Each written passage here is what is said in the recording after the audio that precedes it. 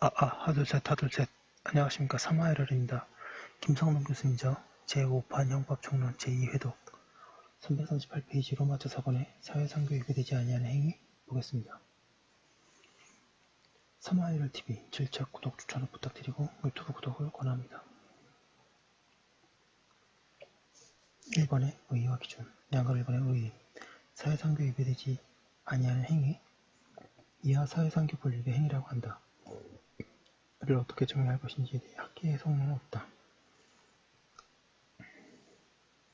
대법원은 사회상규에 위배되지 않는 행위를 동그라미 1번에 법 규정의 문헌상 이른 범죄 구속 요건에 해당한다고 보이는 경우에도 그것이 극히 정상적인 생활 형태의 하나로서 역사적으로 형성된 사회생활 질서의 범위 안에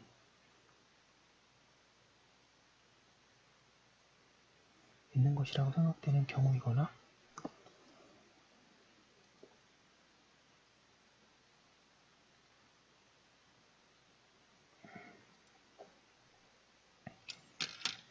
동그라미 2번에 어떠한 법 규정이 처벌 대상으로 하는 행위가 사회 발전에 따라 전혀 위법하지 않다고 인식되고 있는 그 처벌이 무가치할 뿐만 아니라 사회 정의에 위반된다고 생각될 정도에 이른 경우라고 한다.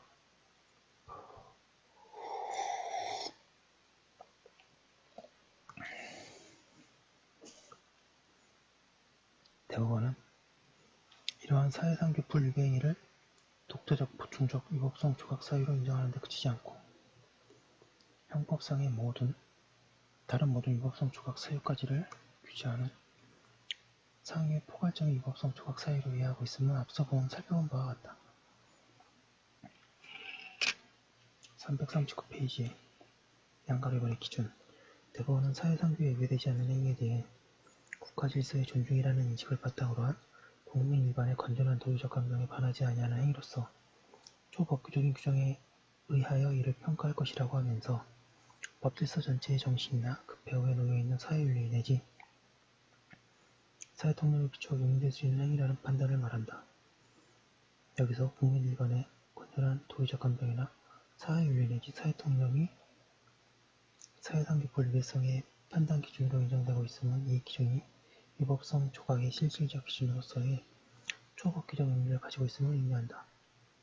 더 나아가 대법원은 국가법 질서가 추구하는 사회의 목적 가치에 비추어 이를 실현하기 위하여 사회적 상당성이 있는 수단으로 행하여졌다는 평가가 가능한 경우를 사회상규 분립의 행위라고 한다.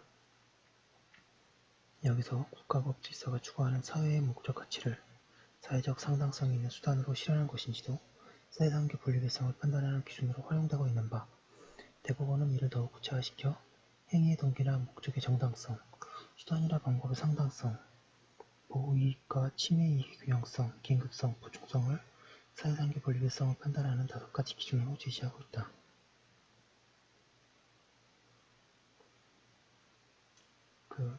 정당성, 상당성, 균형성, 긴급성, 보충성. 긴급성이 좀 독특하네요. 나머지는 긴급성은 약간 소송법적인 의미도 가지고 있습니다. 예.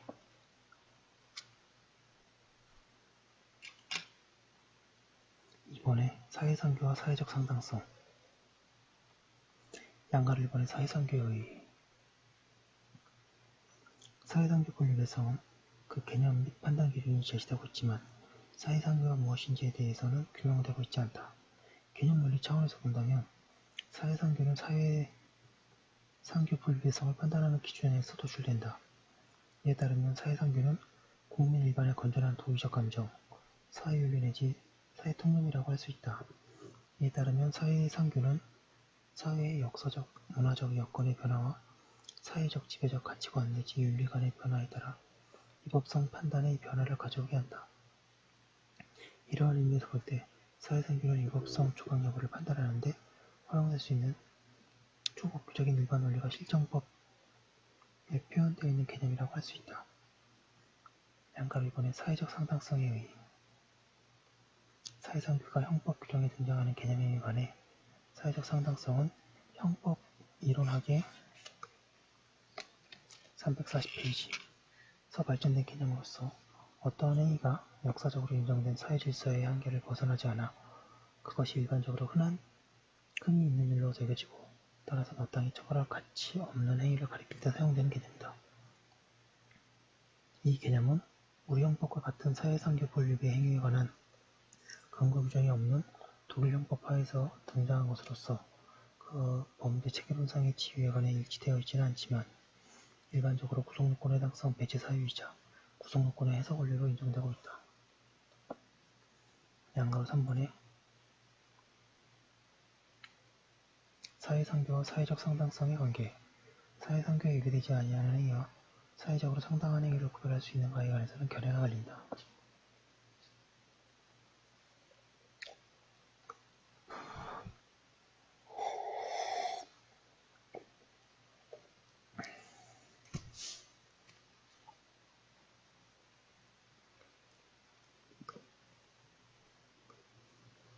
반가로 1번에 양자를 구별하는 견해, 동그라미 1번에 사회적 상당성을 구속요건의 해당성 배제 원리로 이해하는 견해, 위법성 조각 사유로서의 사회상규 분류의 행위와 구속요건의 해당성 배제 사유로서의 사회적으로 상당성이 인정되는 행위를 구별하자는 견해이다. 이에 따르면 전자는 법적용자의 입장에서 그 행위에 대한 처벌의 필요성이나 사회의 목적 가치라는 측면에서의 평가를 통해 이미 구성된 불법 요소를 다시 배제시키는 행위를 의미하는 데 많아요. 후자는 입법자의 관점에서 평가할 때 지극히 일상적이고 정상적인 생활 속에 포함되어 있어서 처음부터 금지의 영역 속으로 넣을 필요조차 없는 행위라고 한다.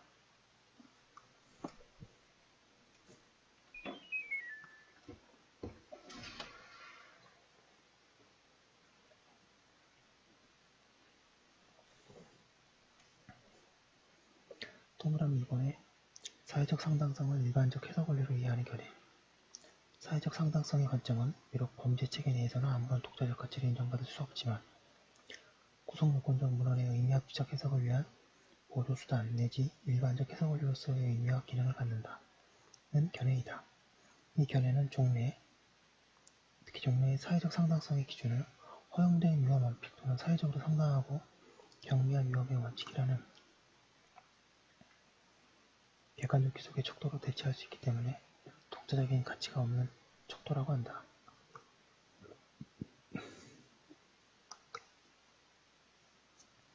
반가로 2번에 양자를 구별하지 않는 견해.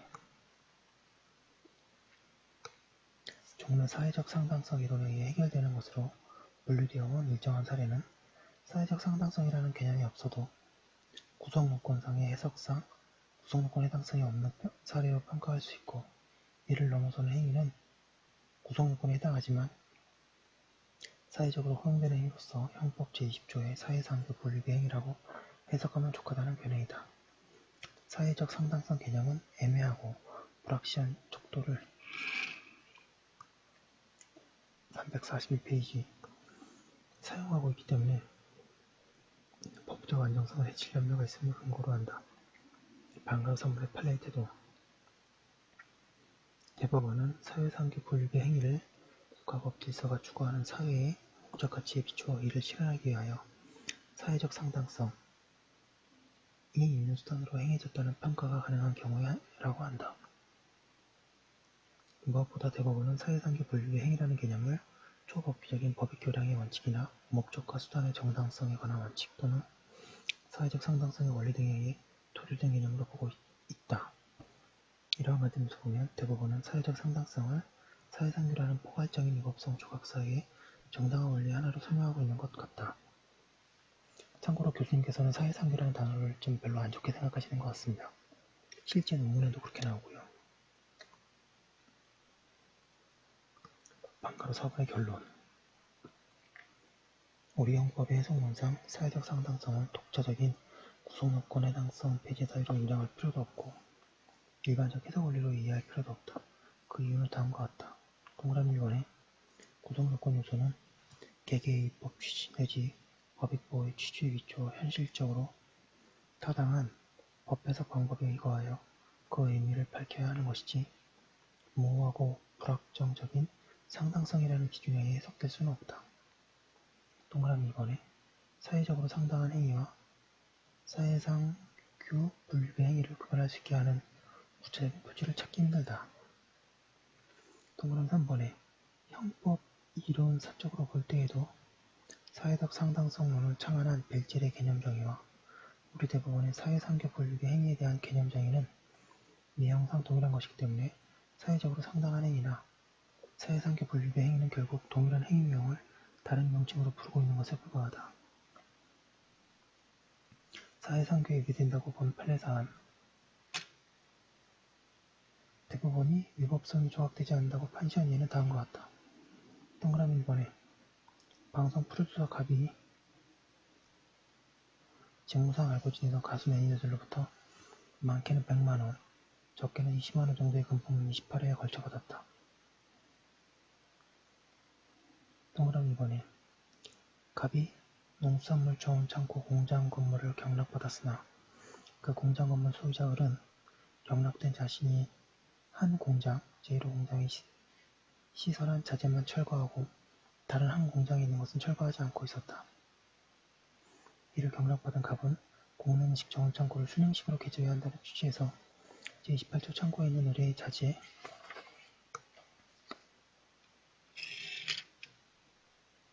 342페이지를 일방적으로 철거하고 송교하였다.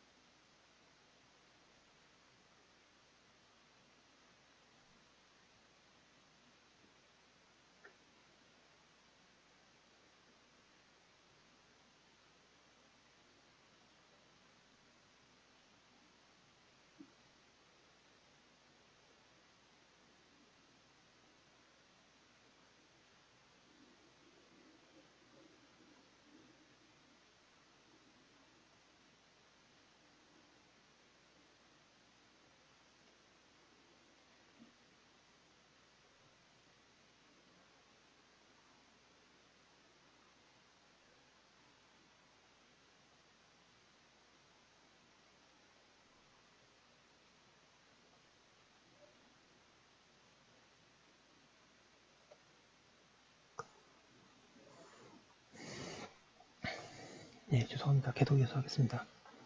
342페이지에 동그라미 3번 피고인이 백범, 김구의 안달범인 안두희를 살해한 범행의 동기나 목적은 주관적으로는 정당성을 가진다고 하더라도 우리 법질서 전체의 관점에서는 사회적으로 용인할 수 있을 만한 정당성을 가진다고 볼 수 없고 나아가 피고인은 그 처단 방법으로 살인을 선택하였으나 우리나라의 현재 상황이 위 안두희를 살해하여야 할 만큼 긴박한 상황이라고 볼 수 없을 뿐만 아니라 민족 정의를 세우기 위해서는 위 안두희를 살해하지 아니하면 안 된다는 필연성이 있다고 받아들이기도 어렵다.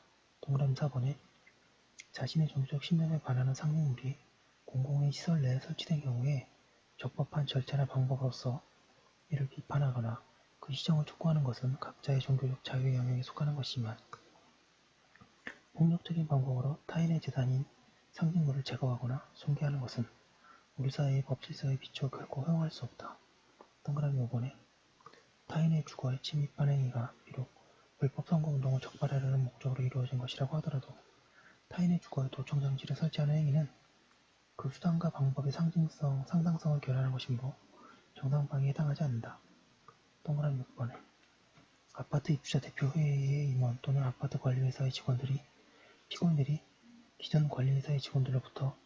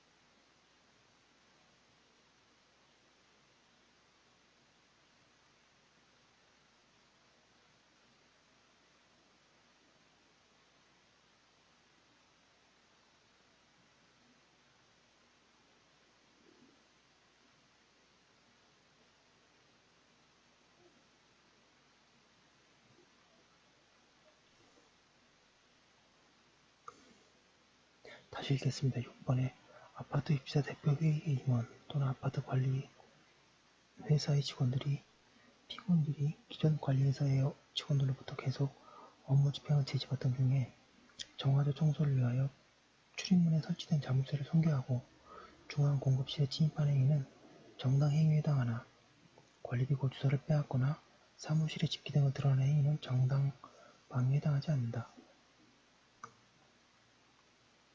동그라미 7번에 간통 현장을 직접 목격하고 그 사진을 촬영하기 위하여 상간자의 주거에 침입한 행위는 정당 행위에 해당하지 않는다. 동그라미 8번에 통상의 일반적인 안수기도의 방식과 정도를 벗어나 환자의 신체에 비정상적이거나 과도한 위용력을 행사하고 신체의 자유를 과도하게 제압하여 환자의 신체의 상해까지 입힌 경우라면 그러한 위용력의 행사가 비록 안수기도의 명목과 방법으로 이루어졌다고 해도 사회상 구상 용인되는 정당행위라고 볼 수 없다. 이에 반해 대법원은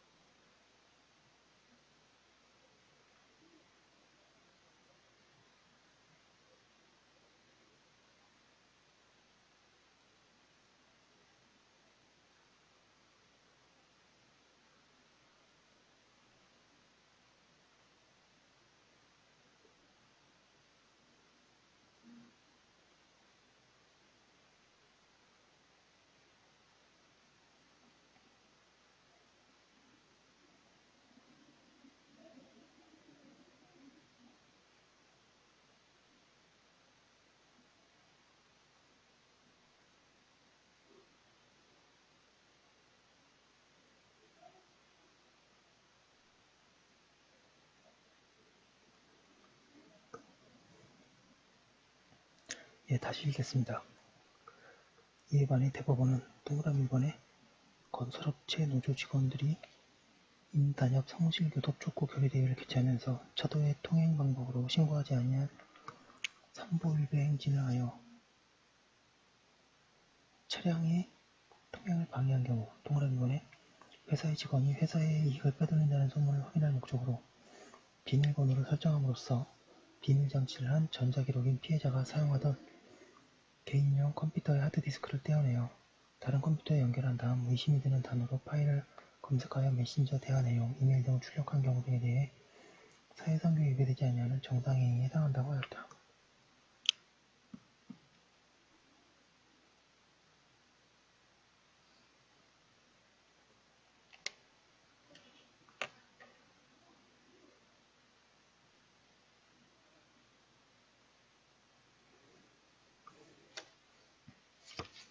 (3번에) 사회상규 분립의 행위의 기준상의 문제점과 유형화.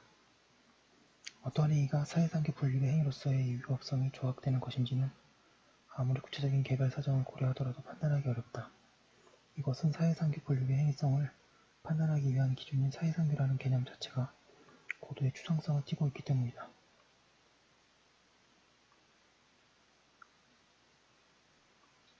대법원은 크게 두 가지 서로 다른 방향으로 사회상규 분류배성의 여부에 관한 최종 판단을 내린다. 343페이지.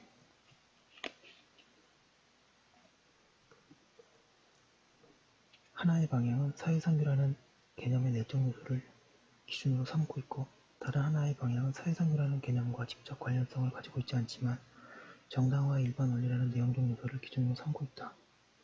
전자는 국민 일반의 건전한 도의감, 사회윤리, 사회통념이라는 기준이고, 후자는 앞에서 말한 행위의 동기나 목적의 정당성 등 5가지 기준이다. 문제는 두 가지 방향의 기준 모두에 한계가 있다는 점이 있다. 앞의 기준은 고도의 추상성 때문에 법관의 자율성은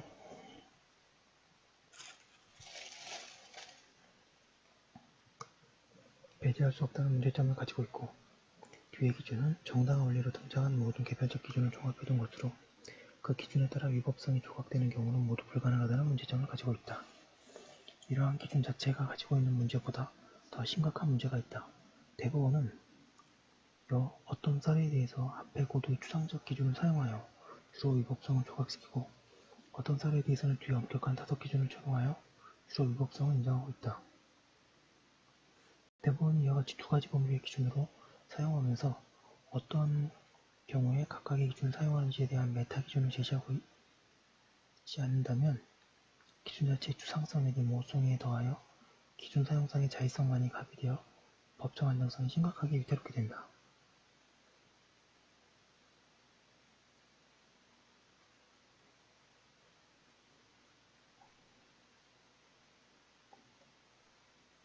대법원 내용 펼치겠습니다.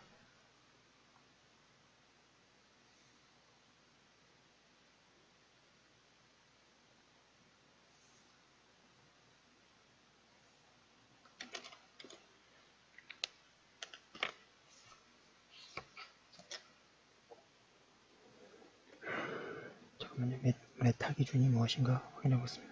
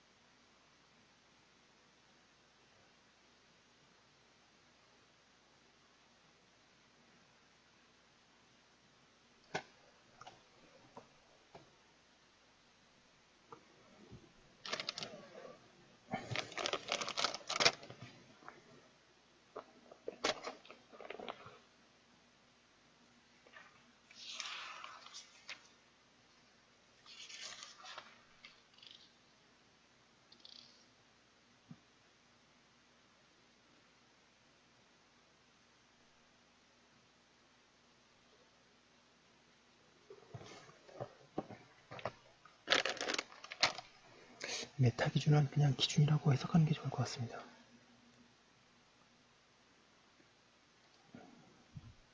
대법원이 그동안 사회상 교육에 되지 아니하는 행위라는 평가를 내린 사례들의 개관해 보면 유사한 사례들끼리 모아 사회상 교육에 되지 않는 행위에 대해 유형화를 시도할 수 있다.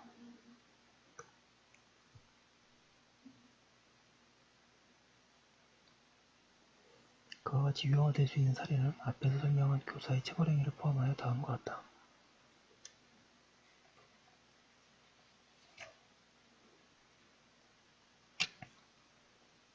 양가를 이번에 소극적 방어행위. 소극적 방어행위란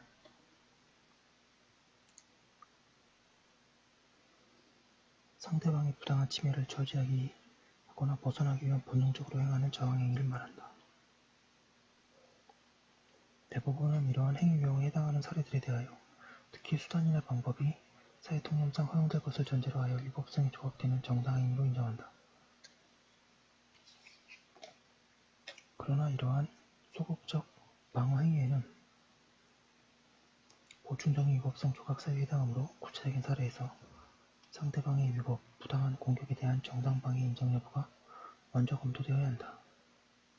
특히 소극적인 방어 행위가 특별한 의미를 가지는 경우에 피해자가 이외로 사망하여 결과적 가정범위에 해당하는 경우인데, 이러한 경우 결과적 가정범위 기본 범죄가 소극적 방어 행위로 위법성이 조각되며 중한 결과 발생에 대한 과실치사죄 여부만 남게 된다.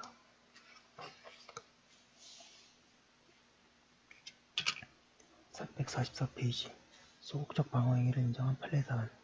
대법원은 사회통념상 용인되는 행위 또는 소극적인 본능적인 소극적 방어 행위라는 표현을 사용하면서 다음과 같은 경우에 위법성을 조각하였다. 동그라미 1번에 갑은 자신을 따라다니며 귀찮게 싸움을 걸어오는 을을 막으려고 을의 멱살을 잡고 밀어 넣어뜨렸다. 동그라미 2번에 갑은 회사 동료들과 함께 술을 마시다가 먼저 귀가하려고 밖으로 나왔다. 이때 같이 술을 마시던 을이 갑을 뒤따라 나와 갑이 먼저 간다는 이유로 욕설을 하면서 앞가슴을 잡고 귀가하지 못하도록 제지하였다. 갑이 왼손으로 자신을 잡고 있던 을의 오른손을 확 물리치면서 을의 얼굴을 힐에 구타하는 바람에 을은 중심을 잃고 넘어지면서 그곳도로 연석상에 머리가 부딪혀 중증 뇌저상, 뇌경막하 출혈 등으로 사망하였다.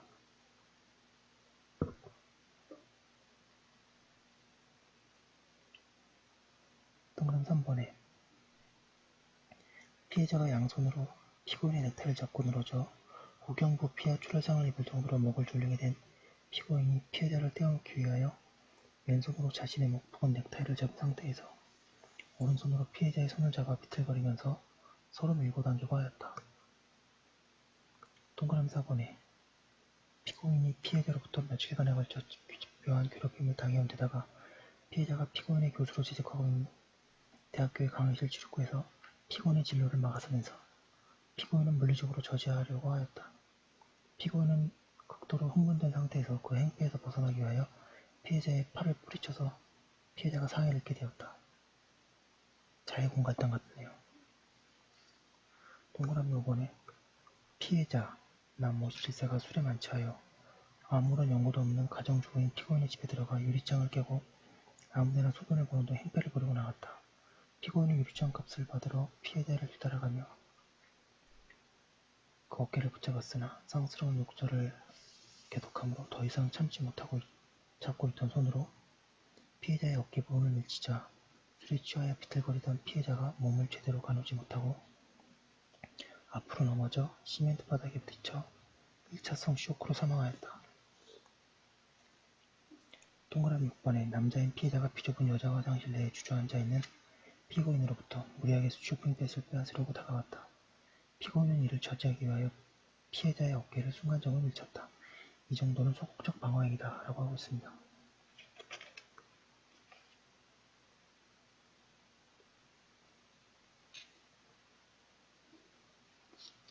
양가로 2번에 권리 실현을 일환으로 행한 행위.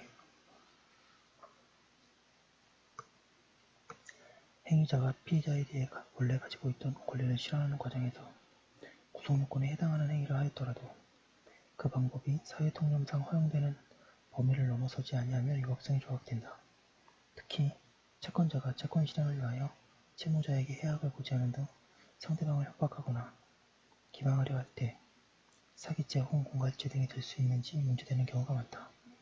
이러한 사례에서 대법원은 그 권리 실현의 방법이 사회통념상 허용되는 범위를 넘어서는 경우에는 위법성이 조각되지 않는다고 하면서 사회통념상 허용되는 정도나 범위를 넘는 것이냐의 여부는 그 행위의 주관적 측면과 객관적 측면, 즉 추구된 목적과 수단을 전체적으로 종합하여 판단해야 한다고 한다. 345페이지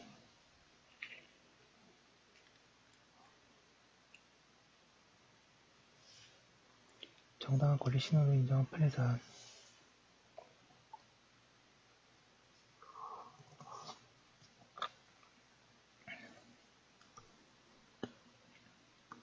정당한 권리 실현으로 인정한 판례사안. 동그라미 2번에 피해자로부터 범인으로 오인되어 경찰에 끌려가 구타당하여 입원한 경우에 피해자에게 그 치료비를 요구하여 응하지 않으면 무고죄로 고소하겠다고 엄명하였다. 정당한 권리 실현. 동그라미 2번에 피고인 등이 비료를 매수하여 시비한 결과, 여기서 시비는 뿌린다는 겁니다. 시비 걸다가 아니라 딸기 목록 또는 사과나무 목록에 고사하자 그 비료를 생산한 회사에게 손해배상을 요구하면서 사장이야 간부들에게 욕설을 하거나 응접 탁자 등을 들었다 넣었다 했거나 현수막을 만들어 보이면서 시비를 할 듯한 태도를 보였다. 동그라미 3번에 피고인이 그 소유 건물에 인접한 대지 위에 건축허가 조건에 위반되게 건물을 신축 사용하는 소유자로부터 일조권 침해 등으로 인한 손해배상에 관한 합의금을 받았다. 정당한 권리 실현으로 인정하지 않은 판례사안. 동그라미 1번에 피고인이 피해자를 상대로 목재대금 청구소송 계속 중에 피해자의 명도소득세 포탈 사실을 관계기관에 진정하여 이를 벌리려 한다고 말하여 겁을 먹은 피해자로부터 목재대금을 지급하겠다는 약속을 받아내었다. 동그라미 2번에 이 사건에 있어 기록에 의하면 피고인이 고의로 회사의 폐석 운반 업무를 방해할 의사로 채석장 앞에 위치한 자신의 업구역 내에 양식장을 설치한다는 구실로 밧줄을 매어 선박의 출입을 방해하였다.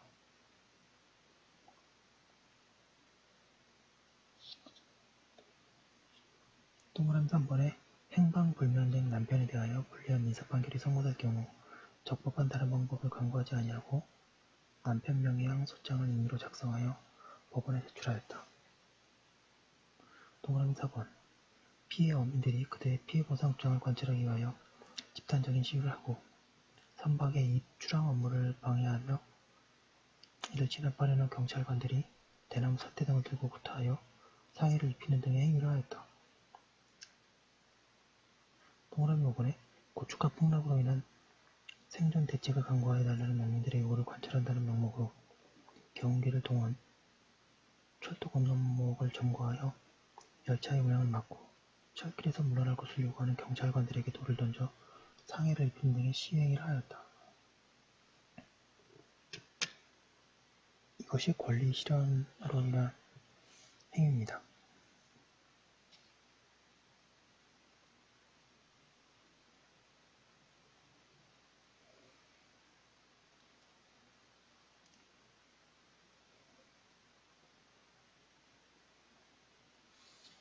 양가로 3번에 일반인의 간단한 의료행위. 의료행위란 의학적 전문 지식을 기초로 하는 경험과 기능으로 진찰, 검안, 처방, 투약하는 행위 또는 외과적 시술을 시행하여 질병을 예방하거나 치료하는 행위와 그 밖에 의료인이 행하지 아니하면 보건위생상 위해가 생길 우려가 있는 행위를 말한다.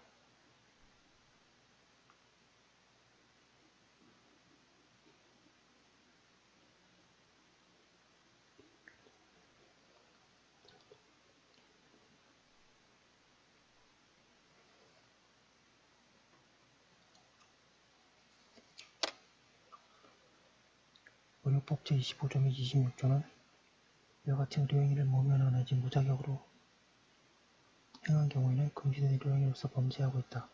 그러나 금지된 의료행위라고 하더라도 구체적인 경우와 개별적으로 보아 법질서 전체의 정신이나 그 배후에 놓여 346페이지 있는 사회윤리 내지 사회통념에 비추어 위법성이 조각될 수 있다. 위법성 조각을 인정한 판례사안으로 대법원은 수취침 시술행위는 그 시술행위가 광범위하고 보편화된 인간요법이고 그 시술로 인한 위험성이 적을 뿐만 아니라 동양의학으로 전례내려오는 채침의 경우와 현저한 차이가 있고 일반인의 인식도 이에 대한 관용의 입장이 기울어져 있다는 등의 사정을 고려하여 시술자의 동기, 목적, 방법, 획수, 시술에 대한 지식 수준, 시술 경력, 피시술자의 나이, 체질, 건강 상태, 시술행위에 의한 부작용 내지 위험 발생 가능성 등을 종합적으로 고려하여 사회생명에 유대되지 아니하는 행위로서 위법성을 조각할 수 있다고 한다. 위법성 조각을 부정한 판례사안. 대법원은 동그라미 1번에 외국에서 침구사 자격을 취득하였으나 국내에서 침술행위를 할 수 있는 면허나 자격을 취득하지 못한 자가 단순한 수치침 정도의 수준을 넘어 채침을 시술한 경우 동그라미 2번에 돌 등이 들어있는 스테인리스 용기를 천과 가죽으로 덮은 찜질기구를 가열하여 암 등 난치성 질환을 앓는 환자들에게 건네주어 환부에 갖다 대도록 한 행위. 동그라미 3번에 눈썹 또는 속눈썹 모양의 문신 행위. 동그라미 4번 부항침과 부항을 이용하여 체내의 혈액을 밖으로 배출되게 한 행위. 동그라미 5번에 한의사 면허나 자격 없이 소위 통합의학에 기초하여 환자를 진찰 및 처방하는 행위 등은 금지된 의료행위로서 위법성이 조각되지도 않는다고 한다.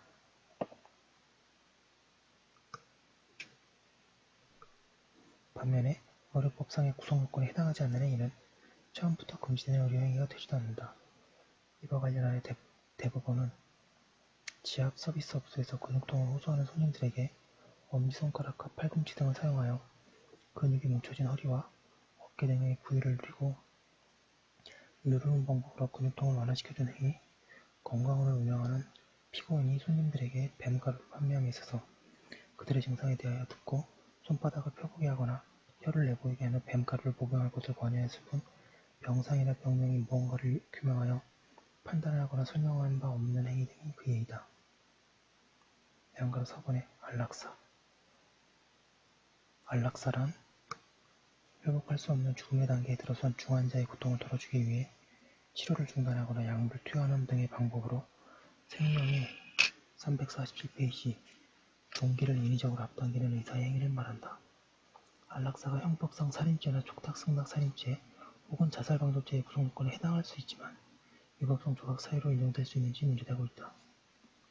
의사가 환자의 생명 유지에 필요한 의료적 조치를 취하지 않은 경우 소극적 안락사는 물론이고 의사가 치명적인 약물을 투여하는 등 적극적인 자결을 통해 죽음의 시기를 앞당기는 경우에도 일정한 요건이 충족되면 사회상규에 위배되지 아니하는 행위로 위법성이 조각된다고 하는 것이 타당하다. 이에 관해서는 자세한 내용은 형법강론에서 다루겠습니다. 지금 제가 좀 너무 빨리 했는데요. 결론은 사회상규에 위배되지 않는 행위인데 교수님께서는 사회상규를 좀 부정적으로 보고 계십니다. 여기까지 한 거 올려두고 잠깐 쉬었다가 좀 더 하겠습니다.